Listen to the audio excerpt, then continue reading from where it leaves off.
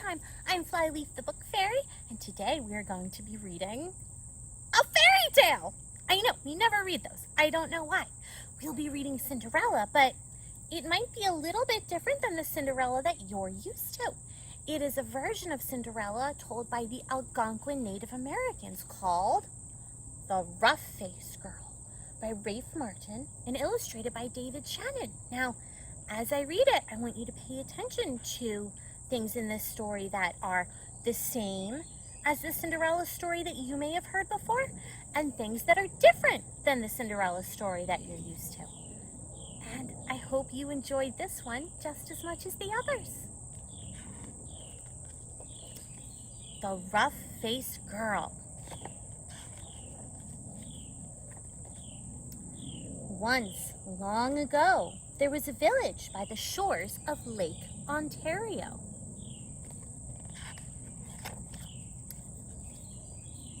Off from the other wigwams of this village stood one great, huge wigwam. Painted on its sides were pictures of the sun, moon, stars, plants, trees, and animals.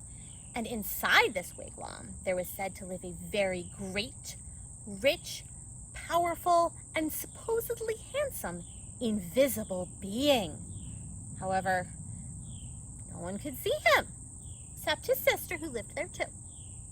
Many women wanted to marry this invisible being, but his sister said, only the one who can see him can marry him. Seems fair. Now, in this village, there lived a poor man who had 3 daughters. The 2 older daughters were cruel and hard-hearted, and they made their youngest sister sit by the fire and feed the flames. When the burning branches popped, the sparks fell on her. In time, her hands became burnt and scarred. Her arms, too, became rough and scarred. Even her face was marked by the fire, and her beautiful long black hair hung ragged and charred. And those 2 older sisters laughed at her, saying, "Ha! You're ugly, you rough-faced girl!" And they made her life very lonely and miserable indeed.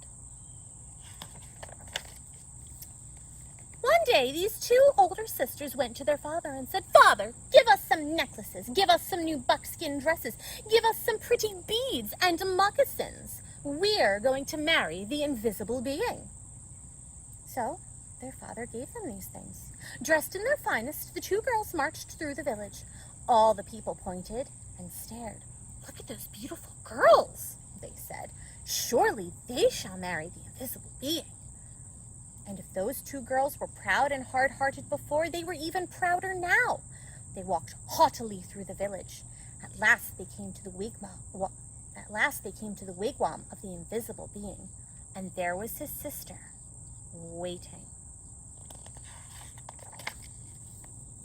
"Why have you come?" she asked. "We want to marry the invisible being," they answered. "That's why we're here." "If you want to marry my brother," she replied, "you have to have seen him. Tell me, have you seen the invisible being?" "Of course we've seen him," they insisted. "Can't you see how pretty we are? Can't you see the beautiful clothes we wear? Oh yes, anyone can tell we've truly seen the invisible being." "All right," she said quietly. "If you think you've seen him, then tell me, what's his bow made of?" And suddenly her voice was swift as lightning and strong as thunder. "His bow?" they stammered in surprise. "His, bow? We know. But turning desperately to one another, they whispered, "What should we say? Let's say it's the oak tree," they said. So they said, "It's the great oak tree." "No," said the sister of the invisible being. "No." Oh, she saw at once how they lied. "Tell me," she continued, "if you think you've seen my brother, the invisible being, then what's the runner of his sled made of?" We know, cried the 2 sisters, but whispering feverishly again, they wondered, "What should we say? What should we say? Let's say that it's the green willow branch." "No," said the sister when she heard. "No, you have not seen my brother. Now go home." "Just as fairly," they exclaimed. "We've seen him. Just don't ask us all these moccasins. All right, said the sister of the invisible being. Come with me. And she took them back to the great wigwam and sat them in the seats furthest from the entrance, the guests' seats. Soon they heard footsteps coming along the path.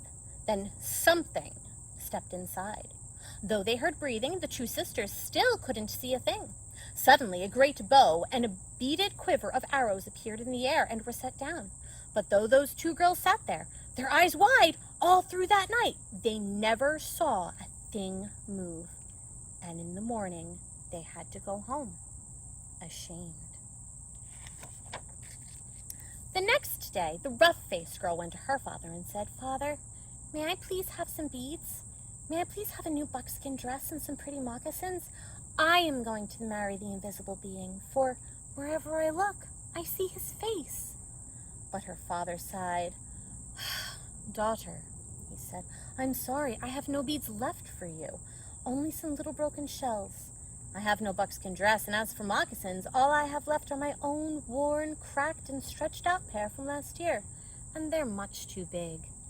But she said, whatever you can spare, I can use. So he gave her these things. Then she found some dried reeds, and taking the little broken shells, she strung a necklace. She stripped birch bark from the dead trees and made a cap, a dress, and leggings. Then, with a sharp piece of bone, she carved in the bark pictures of the sun, moon, stars, plants, trees, and animals. She went down to the lake shore and soaked the moccasins in the water until they grew soft. Then she molded them to her feet, but they were still too big, and they flapped like ducks' feet as she walked. Then all of the people came out of their wigwams. They pointed and stared. Look at that ugly girl. They laughed. Look at her strange clothes. Hey, go home. You ugly girl, you'll never marry the invisible being. But the rough-faced girl had faith in herself, and she had courage. She didn't turn back. She just kept walking right through the village. As she walked on, she saw the great beauty of the earth and skies spreading before her. And truly, she alone of all in that village saw in these things the sweet yet awesome face of the invisible being. At last she came to the lake shore just as the sun was sinking behind the hills, and the many stars came glittering out like a fiery veil in the darkening sky overhead. And there, standing by the water's edge, was the sister of the invisible being, waiting. Now, the sister of the invisible being was a wise woman. When she looked at you, she didn't just see your face or your hair or your clothes. No, when she looked at you, she would look you right in the eyes, and she could see all the way down to your heart.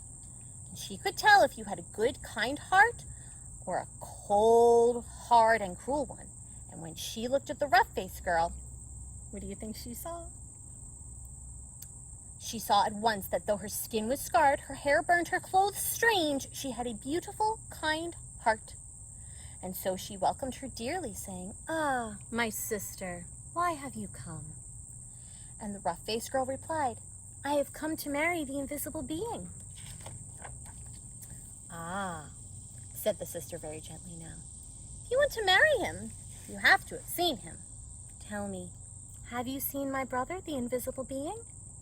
And the rough-faced girl said, "Yes." "All right, then," said the sister, "if you have seen him, tell me, what's his bow made of?" And the rough-faced girl said, "His bow? Why, it's the great curve of the rainbow." "Ah!" exclaimed the sister in excitement. "Tell me," she asked, "if you have seen my brother, the invisible being, what's the runner of his sled made of?" And the rough-faced girl, looking up into the night sky, said, "The runner of his sled? Why, it is the spirit road, the Milky Way of stars that spreads across the sky." "Ah!" cried the sister in wonder and delight. "You have seen him! Come with me." And taking the rough-faced girl by the hand, she led her back to the great wigwam and sat her in the seat next to the entrance, the wife's seat. Then they heard footsteps coming along the path, closer and closer. The entrance flap of the wigwam lifted up, and in stepped the invisible being. And when he saw her sitting there, he said, "At last we have been found out." Then, smiling kindly, he added, "And oh, my sister, but she is beautiful." And his sister said, "Yes." The sister of the invisible being then gave the rough-faced girl the finest of buckskin robes and a necklace of perfect shells. "Now bathe in the lake," she said, "and dress in these." So the rough-faced girl bathed in the waters of the lake. Suddenly all the scars vanished from her body, her skin grew smooth again, and her beautiful black hair grew in long and glossy as a raven's wing. Now anyone could see that she was indeed beautiful, but the invisible being and his sister had seen that from the start. Then at last the rough-faced girl and the invisible being were married. They lived together in great gladness and were never parted. The end.